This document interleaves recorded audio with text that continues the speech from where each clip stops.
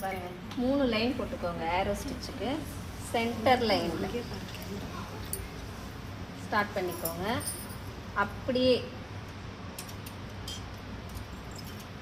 ஒரு டிஸ்டன்ஸ் வச்சு ஒரு ஸ்டிச்சு, ஒரு குட்டி லாக்கு. அதுக்கப்புறம் ஆப்போசிட்டுக்கு போயிருக்கேன். சென்டரில் கிடையாது. என்னப்பா எங்கே ஸ்டார்ட் பண்ணிங்களோ அங்கேயே எடுத்துகிட்டு வந்துடுங்க. இப்போ அடுத்தது மூவ் பண்ணணும்ல ஏரோக்கு வர்றதுக்கு. ஏற்கனவே ஸ்டிச் பண்ணி தானே போயிருக்கு. அதை இழுத்து வச்சு ஒரு ஸ்டிச்சு, இது தள்ளி ஒரு ஸ்டிச்சு, தள்ளி ஒரு ஸ்டிச்சுப்பா. இப்போ அடுத்தது பார்த்துக்கலாம். அப்படியே கண்டினியூ பண்ணுங்க. ஒரு ஸ்டிச்சு, ஒரு குட்டி லாக்கு.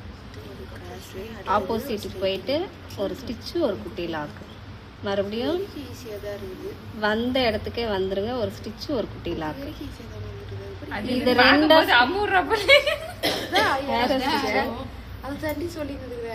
பாருங்க. இது நல்லா வச்சுட்டு இது ரெண்டா ஸ்ப்ளிட் பண்ணி கொஞ்சம் லைட்டாக கீழே இழுத்துக்கோங்க. இழுத்து ஒரு குட்டி ஸ்டிச்சு, இது கொஞ்சம் தள்ளி மேலே எடுத்துகிட்டு போயிட்டு ஒரு ஸ்டிச்சு, ஒரு குட்டி லாக்கு.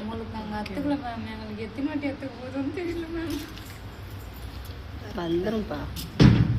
இதெல்லாம் ஈஸியான ஸ்டிச்சு தான். அதனால தான் இப்போ முதல்ல சொல்லி கொடுத்தேன். அதுக்கப்புறம் நெக்லைன்லாம் போயிட்டீங்கன்னா இதுக்கெல்லாம் போக முடியாது.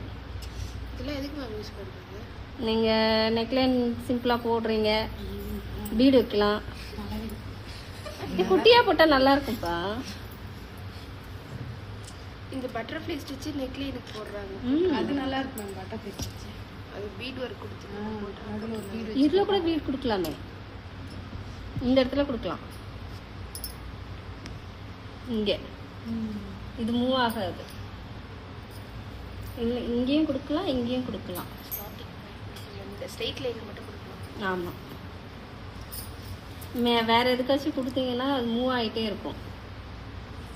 ஓகே, இதில் ஏதாச்சும் டவுட் இருக்கா? இல்லை இன்னும்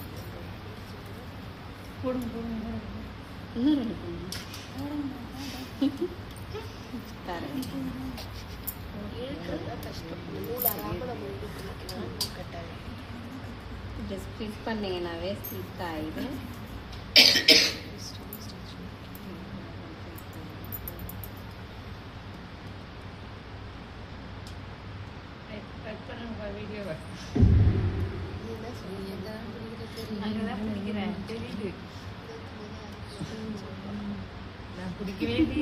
நல்லாவே எடுக்கல.